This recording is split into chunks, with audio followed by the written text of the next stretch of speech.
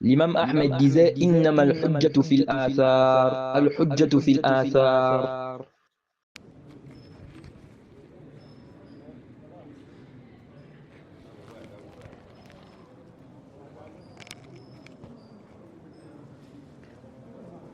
السلام عليكم ورحمة الله وبركاته. إن الحمد لله نحمده ونستعينه ونستغفره ونعوذ بالله من شرور أنفسنا ومن سيئات أعمالنا. من يهده الله فلا مضل له ومن يضلل فلا هادي له، وأشهد أن لا إله إلا الله وحده لا شريك له، وأشهد أن محمدًا عبده ورسوله. يا أيها الذين آمنوا اتقوا الله حق تقاته ولا تموتن إلا وأنتم مسلمون. يا أيها الناس اتقوا ربكم الذي خلقكم من نفس واحدة وخلق منها زوجها وبث منهما رجالا كثيرا ونساء، واتقوا الله الذي تساءلون به والأرحام إن الله كان عليكم رقيبا. يا أيها الذين آمنوا اتقوا الله وقولوا قولا سديدا يصلح لكم أعمالكم ويغفر لكم ذنوبكم، ومن يطع الله ورسوله فقد فاز فوزا عظيما. Amma ba'd. Louange à Allah, le créateur des cieux et de la terre. On le loue pour tout ce qu'il nous accorde comme bien et comme grâce. Et on lui demande de prier sur son prophète Muhammad sallallahu alayhi wa sallam, sa famille, ses compagnons et tous ceux qui les ont suivis jusqu'au jour de la rétribution. Celui qu'Allah a guidé, personne ne peut l'égarer. Celui qu'Allah a égaré, personne ne peut le guider. Nous sommes toujours dans la traduction de l'explication des trois fondements du cheikh Muhammad ibn Abdul Wahhab, l'explication du cheikh Ibn Uthaymin, qu'Allah lui fasse miséricorde. Nous nous sommes arrêtés sur les propos du cheikh Ibn Uthaymin ici, lorsqu'il était en train d'expliquer ce que le cheikh Muhammad ibn Abdul Wahhab a dit ici, lorsqu'il a dit, si on te demande quels sont les trois fondements que toute personne doit impérativement connaître? Il a dit, tu dis, c'est le fait que le serviteur connaisse, n'est-ce pas, son Seigneur, sa religion et son prophète. Et le cheikh Ibn Uthaymin a expliqué, n'est-ce pas, les deux premières parties. Donc le fait que le serviteur puisse connaître, n'est-ce pas, son Seigneur et sa religion. On s'est arrêté sur cet aspect-là, quand il parlait de la religion. Il a dit ici, donc à la page 42, وَالدِّينُ الْإِسْلَامِ بِحَمْدِ اللَّهِ تَعَالَى مُتَضَمِّنٌ لِجَمِيعِ الْمَصَالِحِ الَّتِي تَضَمَّنَتْهَا الْأَدْيَانُ السَّابِقَةِ. Il dit, la religion islamique, ad-din al-islami, la religion islamique, louange à Allah, comporte tous les intérêts qui se trouvent dans les religions précédentes. La religion de l'islam renferme tous les intérêts qui se trouvent dans les religions précédentes. Il dit mutamayyizun alayha bi kawnihi salihan li kulli zamanin wa makanin wa ummatin. Il dit, et cette religion, donc la religion de l'islam, se différencie des religions précédentes par le fait que l'islam, n'est-ce pas, est valable pour tout temps, tout lieu et pour toute communauté. Et on avait vu ici, n'est-ce pas, que le cheikh nous avait expliqué que dans l'islam, n'est-ce pas, il y a les intérêts des créatures et qu'il ne convient pas de comparer ou de juger l'islam en fonction des comportements des musulmans. Et le cheikh avait expliqué, car aujourd'hui, on se rend compte n'est-ce pas, que beaucoup de musulmans ne respectent pas les principes de l'islam. Par conséquent, si on veut juger l'islam, on ne doit pas se baser sur les comportements des gens. Mais on doit aller à la source. On doit revenir, n'est-ce pas, au texte. À partir de là, on va voir réellement qui suit cette religion comme il se doit et qui ne suit pas la religion comme il se doit. Naam. Ensuite, le cheikh a dit ici وَمَعْنَ كَوْنِهِ صَالِحًا لِكُلِّ زَمَانٍ وَمَكَانٍ وَأُمَّةٍ أَنَّ التَّمَسُّكَ بِهِ لَا يُنَافِي مَصَالِحَ الْأُمَّةِ في أي زمان ومكان وأمة. Il dit, le sens ici, lorsqu'on dit que l'islam est compatible, c'est valable pour toute époque, tout lieu et pour toute communauté. Il dit, c'est-à-dire que le fait de s'y accrocher, s'attacher à l'islam, ça ne s'oppose pas aux intérêts de la communauté. Peu importe l'époque, le lieu, n'est-ce pas, ou bien la communauté. Donc, l'islam est compatible à toutes les époques. C'est pas comme certains disent, il y a certains principes de l'islam qu'on ne doit pas appliquer.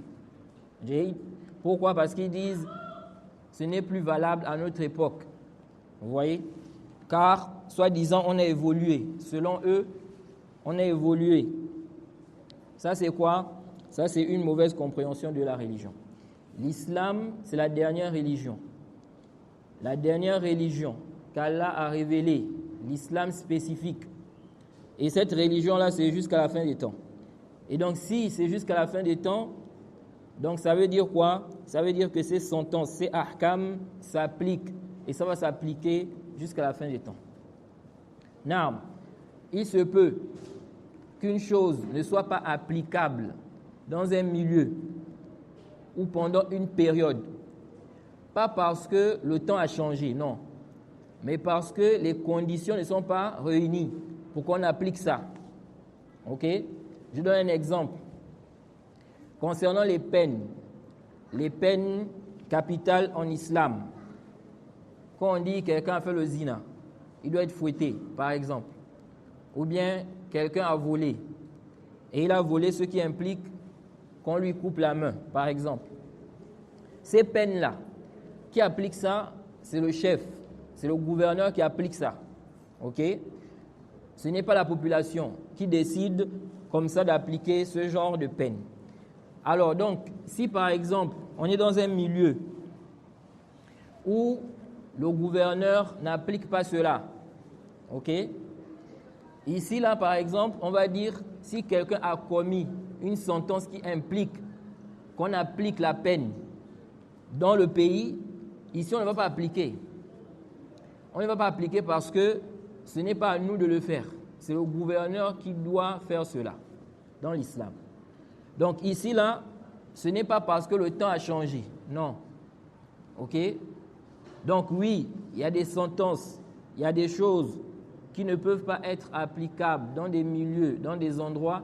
Ce n'est pas parce que le temps a changé, mais ça va être parce que les conditions ne sont pas réunies. Mais si les conditions sont réunies, les conditions pour lesquelles la sentence là doit s'appliquer, alors ça va s'appliquer peu importe le milieu et peu importe l'époque. Ensuite, le cheikh Ibn Uthaymin dit quoi ici? Il dit فَدِينُ الْإِسْلَامِ يَأْمُرُ بِكُلِّ عَمَلٍ صَالِحٍ وَيَنْهَى عَنْ كُلِّ عَمَلٍ سَيِّئٍ فَهُوَ يَأْمُرُ بِكُلِّ خُلُقٍ فَاضِلٍ وَيَنْهَى عَنْ كُلِّ خُلُقٍ سَافِلٍ. Il dit la religion de l'islam ordonne, n'est-ce pas, toutes les bonnes œuvres et elle interdit toute mauvaise action. L'islam ordonne tout comportement noble et interdit tout comportement, tout mauvais caractère. Et interdit tout mauvais caractère. Naam. Ensuite, le cheikh Muhammad ibn Abdul Wahhab a dit ici. Il dit wa nabiyahu Muhammadan et son prophète Muhammad. C'est-à-dire, si on te demande quels sont les 3 fondements que toute personne doit impérativement connaître, il a dit ici, le fait que le serviteur puisse connaître son Seigneur, sa religion. Ensuite, il a dit wa nabiyahu Muhammadan. Maintenant, le cheikh Ibn Uthaymin explique ça. Donc, connaître également son prophète. Tu dois connaître ton Seigneur, tu dois connaître ta religion et tu dois connaître aussi ton prophète. Le cheikh Ibn Uthaymin dit wa hadha huwa al-aslu al-thalith wa huwa ma'rifatu al-insani nabiyahu Muhammadan sallallahu alayhi wa sallam. Il dit ça, c'est le 3e fondement à connaître. Il s'agit de connaître, n'est-ce pas, le prophète Muhammad sallallahu alayhi wa sallam. Donc le fait que le serviteur puisse connaître le prophète Muhammad sallallahu alayhi wa sallam. Il dit wa tahsulu bi dirasati hayati an-nabi sallallahu alayhi wa sallam wa ma kana alayhi min al-ibadah wal akhlaq wad da'wati ila Allah azza wa jalla wal jihad fi sabilihi wa ghayri dhalika min jawanib hayatihi alayhi salatu wassalam. Il dit, et comment tu vas connaître le prophète? Comment tu vas connaître le prophète Muhammad sallallahu alayhi wa sallam? Il dit, cela se fait en étudiant la vie du prophète. Tu vas étudier la vie du prophète. Et ce sur quoi il était, comme adoration, comportement et da'wa. L'appel à Allah, le prêche, et le djihad, le combat dans le sentier d'Allah, et autres, n'est-ce pas, et d'autres aspects de sa vie. Donc, comment tu vas connaître le prophète? C'est en étudiant la vie du prophète. Et étudier la biographie du prophète, l'histoire du prophète. Ok? Comment le prophète Muhammad sallallahu alayhi wa sallam a eu la révélation. Et comment il a, n'est-ce pas, propagé son message. Et quels sont, par exemple, les miracles qu'il a eu à faire dans sa vie. Toutes ces choses-là, ok? Et c'est important. Parfois, vous allez voir des non-musulmans qui vont venir avec des ambiguïtés sur l'islam, sur le prophète. Quand vous fouillez, vous allez trouver que les réfutations à ces ambiguïtés-là, c'est dans l'histoire du prophète. C'est dans la biographie du prophète. Mais là encore, il faut choisir aussi ce qui est authentique. Parce que dans la biographie du prophète aussi, il y a des fausses histoires. Il y a des histoires qui ne sont pas quoi? Qui ne sont pas authentiques. Des choses qui sont dites qui ne sont pas authentiques. Comme par exemple, lorsqu'on dit que le prophète est né circoncis. On dit que le prophète, lorsqu'il est né circoncis. Ça, ce n'est pas authentique. Ou bien lorsqu'il est né, n'est-ce pas, les églises se sont détruites. Ok? Il y a eu la destruction des églises lorsque le prophète est né, des temples, etc., etc. Ça aussi, ce n'est pas quoi? Ce n'est pas authentique. Donc, il y a des histoires comme ça là, qui sont propagées, qui sont répandues, qui ne sont pas quoi? Authentiques. Donc, toi, tu dois chercher ce qui est authentique, ce qui est prouvé. Et on ne dit pas aussi, comme certains disent. Il y en a, lorsqu'on parle de cela, ils disent la biographie du prophète, ce n'est pas comme le halal et le haram. Donc là-bas, on n'est pas en train de parler de ce qui est halal et ce qui est haram à la base. Par conséquent, on ne doit pas être dur dans l'authenticité des textes. On doit quoi? On doit être laxiste. Ok? On ne va pas appliquer les jugements sur les hadiths dans ça. Donc on rapporte des histoires comme ça. Mais ça, ce n'est pas en réalité une bonne méthodologie. Pourquoi? Parce que dans la biographie du prophète là, il y a des histoires. À travers ces histoires-là, on tire des croyances. Ok? On tire des croyances. Quand quelqu'un, par exemple, va avoir comme croyance que le prophète a fait tel ou tel miracle, alors que ce n'est pas prouvé, il s'est basé sur un texte faible. C'est une croyance qui est là. Vous voyez? Et tu ne peux pas tirer des croyances dans quoi? Dans ce qui n'est pas quoi? Authentique. Parfois, il y a d'autres qui tirent même des permissions. Quand on dit lorsque le prophète est arrivé à Médine, il était accueilli avec des chants, par exemple. On a accueilli le prophète avec des chants. Ils disent la musique c'est halal, les chants sont halal. Ça, par exemple, ce n'est pas authentique. Vous voyez? Donc, on ne peut pas dire non, dans la biographie, on ne doit pas appliquer les ahkam, n'est-ce pas, les règles de la science du hadith. on doit être laxiste dans ça. Non, parce que dans la biographie, on tire des croyances, on tire beaucoup de choses là-dedans. Ok? Non. Donc ici, là, tu cherches à connaître le prophète à travers quoi? À travers son histoire, à travers la biographie. Il dit, وَلِهَذَا يَنْبَغِي لِكُلِّ إِنسَانٍ يُرِيدُ أَنْ يَزْدَادَ مَعْرِفَةً بِنَبِيِّهِ إِيمَانًا بِهِ وإيمانا به أن يطالع من سيرته ما تيسر في حربه وسلمه وشدته ورخائه وجميع أحواله نسأل الله عز وجل أن يجعلنا من المتبعين لرسوله صلى الله عليه وسلم باطنا وظاهرا وأن يتوفانا على ذلك إنه وليه والقادر عليه. Naam. Ensuite, le cheikh Ibn Uthaymin dit, alors il convient, n'est-ce pas, à toute personne qui veut augmenter sa connaissance du prophète, son savoir sur le prophète, et également sa foi en lui, alors il convient qu'il lise ce qu'il peut de la biographie du prophète. Ok? Quand tu lis aussi la biographie du prophète, quand tu étudies l'histoire du prophète, ça t'augmente aussi dans la foi. Parce que tu apprends des choses là-bas. Ok? Des miracles que le prophète a eu à faire. Ça t'augmente la foi, la certitude. N'est-ce pas, tu vois beaucoup de choses et tu découvres beaucoup de choses à travers la biographie. Également, tu apprends comment le prophète faisait sa da'wa. Quel était le comportement du prophète. Et ça t'aide aussi dans ta vie. Tu essaies d'appliquer cela dans ta vie. Le prophète se comportait comme ça. Un jour, le prophète est allé voir, par exemple, un homme musulman. Et il lui a dit ceci ou cela. Il s'est comporté comme ça avec lui. Ok? Voilà le comportement du prophète. Comment le prophète s'est comporté. Toi aussi, tu essaies d'appliquer cela dans ta vie. Naam. Ensuite, le cheikh Ibn Uthaymin a dit, et donc, tu devrais ici là regarder l'histoire du prophète, ce que tu peux, afin, n'est-ce pas, de prendre connaissance, n'est-ce pas, de sa vie. Donc ici, tu vas regarder ses combats, ses traités de paix, ses moments de tristesse, ses moments difficiles et aussi dans ses moments d'aisance. Quand tu regardes aussi l'histoire du prophète, tu vois ce que le prophète a subi dans la da'wa. Tu vois comment il a été éprouvé. Il a perdu, n'est-ce pas, des enfants de son vivant. Il a été attaqué par son peuple. Il a été insulté par son peuple. Jade, tu vois tout ce qu'il a subi. Il a même été blessé par son peuple. Donc quand tu vois tout ceci, tu comprends quoi? Ça t'aide aussi toi-même dans ta foi. Parce que tu comprends que ça c'est le prophète Muhammad sallallahu alayhi wa sallam qui est meilleur. Il est meilleur que nous. Mais il a été éprouvé quand même dans sa vie.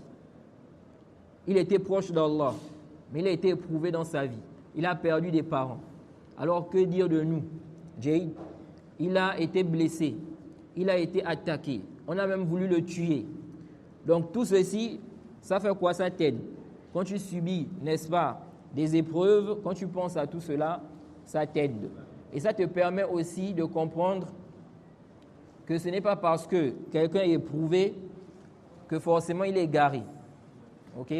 Parce qu'il y a des gens, quand ils voient quelqu'un qui est éprouvé comme ça là, sûrement qu'il fait des mauvaises choses dans la vie. Jade, pas forcément. Allah peut éprouver quelqu'un. Jade, même si c'est un serviteur à la base qui est pieux. Vous voyez? Quelqu'un va dire non, mais il a toujours des malheurs. Il a perdu sa femme. C'est maintenant son enfant. Il a perdu le travail. Kaza. Et il commence à se dire que peut-être que c'est quelqu'un qui fait des mauvaises choses. Ça, ce n'est pas quoi un argument. Regardez même la sorcellerie. Même la sorcellerie. Le prophète Muhammad sallallahu alayhi wa sallam a été ensorcelé. Le prophète Moussa alayhi salam, il a subi l'ensorcellement au niveau des yeux. Ça, c'est les prophètes. Donc, que dire, n'est-ce pas, de ceux qui ne sont pas des prophètes? Donc, même si tu es pieux, Allah peut t'éprouver. Allah peut t'éprouver. On t'ensorcelle. On t'a fait le sihr. Malgré que tu es pieux. Jade. Et comme je dis souvent, il y a des gens, ils ont rejeté, ils ont dit non, comment on peut dire que non, le prophète, il a été ensorcelé. Dans ce cas-là, fait une sagesse. Jade. Et souvent, on répond à ces gens-là, on dit bon, le prophète Moussa alayhi salam. Le prophète Moussa alayhi salam, dans le Coran, vous allez rejeter ça. Il a subi aussi un ensorcellement des yeux. Jade. Donc, ça, ce n'est pas quelque chose, n'est-ce pas, qui est impossible. Un prophète peut être ensorcelé. Un prophète peut être tué. D'ailleurs, des Juifs ont tué des prophètes. Alors, qu'est-ce que vous en savez? Il se peut que la sagesse... Il y a des gens aujourd'hui là, malgré tout ça là, il y a des gens aujourd'hui là qui nient la sorcellerie. Ils disent qu'il n'y a pas la sorcellerie, ça n'existe pas. Vous voyez? Non.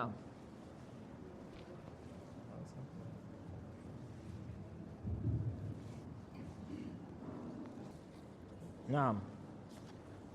Donc je disais tantôt que parmi les sagesses, il se peut que la sagesse ici là, ce soit aussi de raffermir ceux qui croient en l'existence de la sorcellerie et aussi d'aider, si maintenant un homme pieux, il est atteint de sorcellerie, quand il est conscient, il sait que celui qui était meilleur que lui, il a subi un ensorcellement, ici ça va faire quoi? Ça peut l'aider dans sa foi. Il ne va pas, n'est-ce pas, se dire que si j'ai subi, n'est-ce pas, le sihr, ça veut forcément dire que je suis égaré. Naam.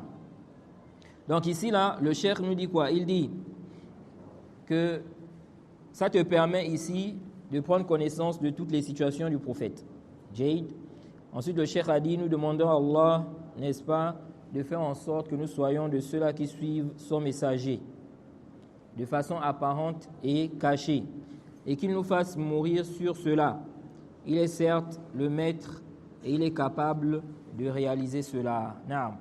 Ensuite, le cheikh Muhammad ibn Abdul Wahhab a dit فَإِذَا قِيلَ لَكَ مَنْ رَبُّكَ Si on te demande qui est ton Seigneur, فَقُلْ رَبِّي اللَّهُ الَّذِي رَبَّانِي وَرَبَّى جَمِيعَ الْعَالَمِينَ بِنِعَمِهِ. Naam. Il dit, si on te demande qui est ton Seigneur, dis, mon Seigneur est celui-là qui a éduqué, créé, qui a éduqué, n'est-ce pas, tout l'univers, qui m'a éduqué et tout l'univers par ses bienfaits. Le cheikh Ibn Uthaymin dit ici, Hey, man huwa rabbuka allazi khalaqaka. Qui est ton Seigneur? Donc celui qui t'a créé. Wa amaddaka wa a'addaka wa razaqaka. Il dit, qui est ton Seigneur? Celui qui a prescrit la durée de ta vie, qui a préparé et accordé la subsistance. Il dit, At-tarbiyatu hiya ibaratun 'ani ar-ri'aya allati yakunu biha taqwimul murabba. Il dit, l'éducation, qu'est-ce que l'éducation? C'est quoi l'éducation? Il m'a éduqué. Il dit, l'éducation, c'est le soin que l'on apporte. C'est le soin que l'on apporte à quelqu'un afin, n'est-ce pas, de rectifier ou de le rectifier, de le réformer, ok, de le mettre sur la bonne voie. Ensuite, il dit wa yush'iru kalamul muallif rahimahullah anna ar-rabba ma'khudhun min at-tarbiyah. Il dit, n'est-ce pas, les propos de l'auteur semblent indiquer que le terme Seigneur dérive du terme, n'est-ce pas, éducation.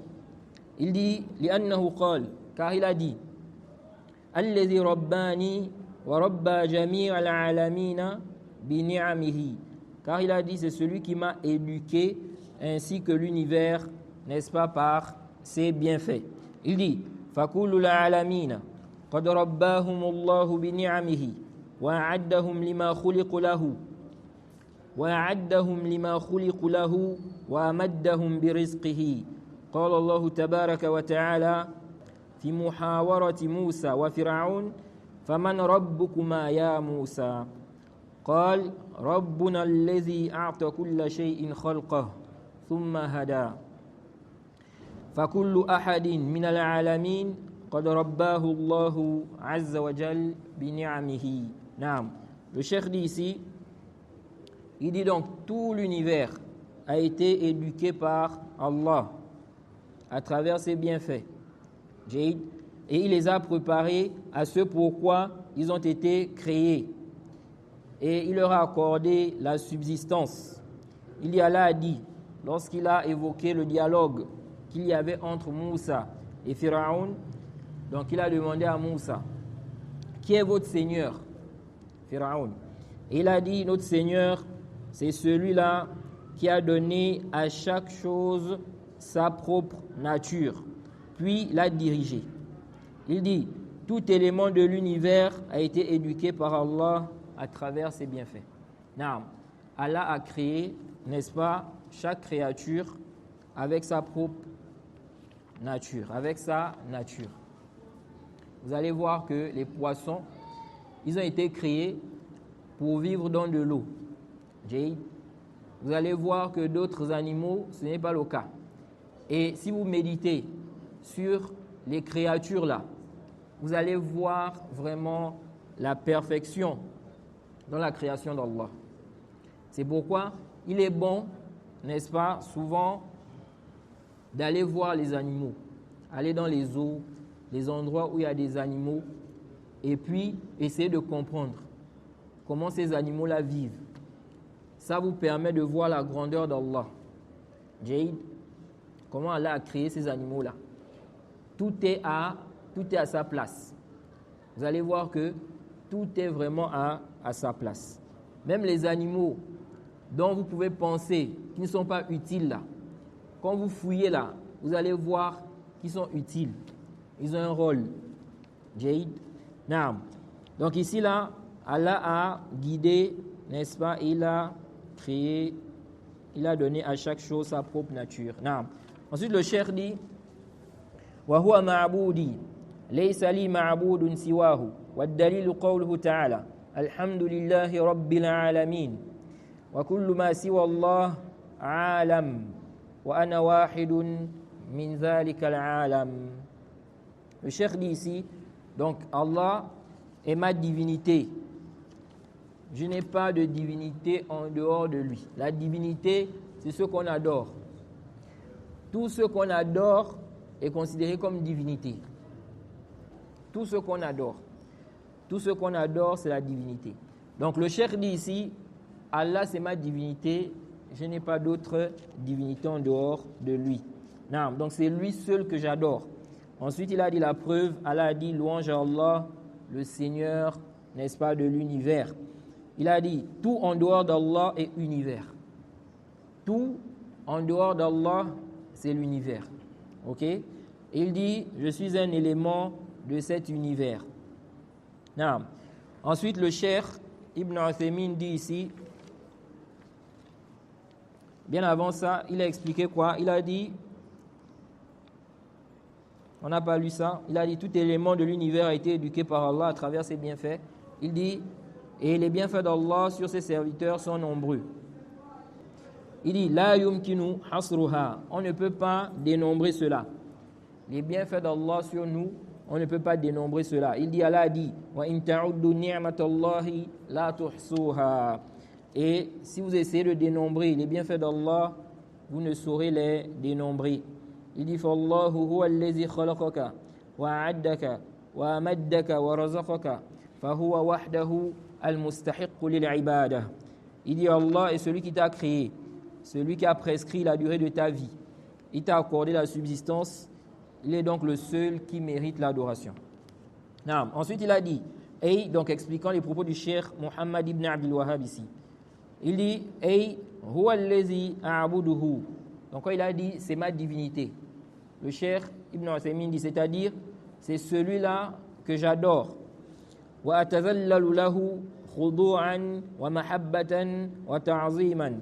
Af'alu ma ya'muruni bihi wa atruku ma nahani wa atruku ma yanhani anhu. Falaysa li ahadun a'buduhu siwa Allah.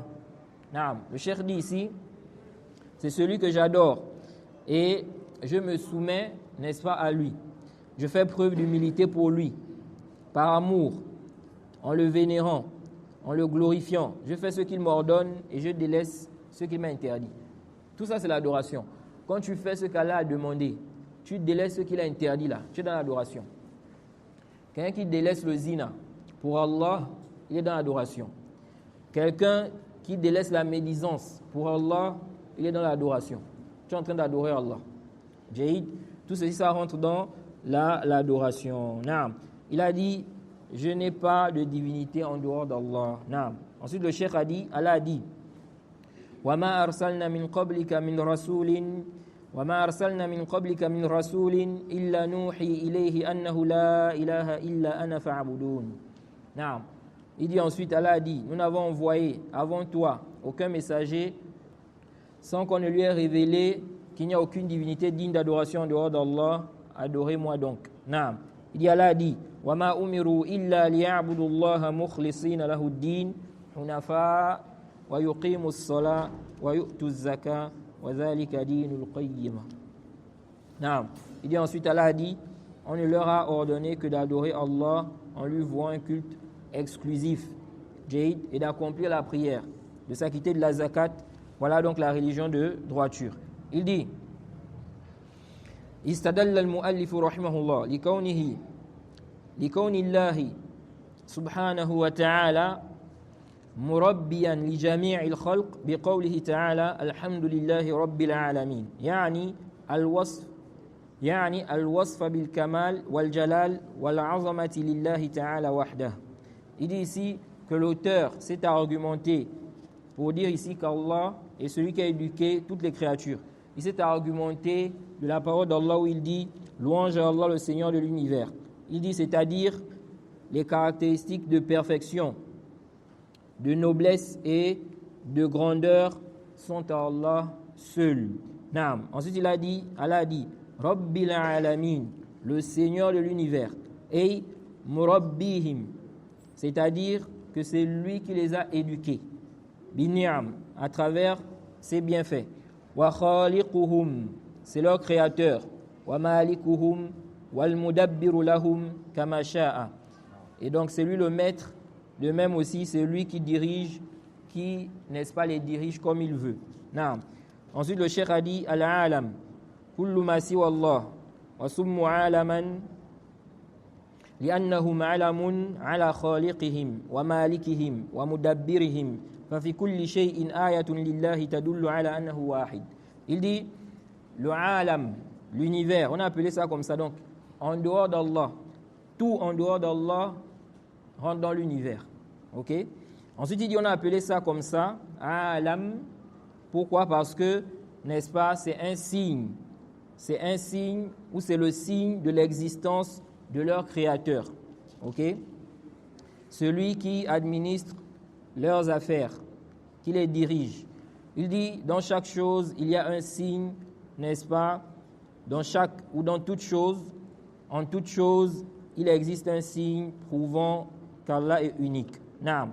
Il dit, wa ana al-mujiba bihaza, wahidun min dhalika al-alam.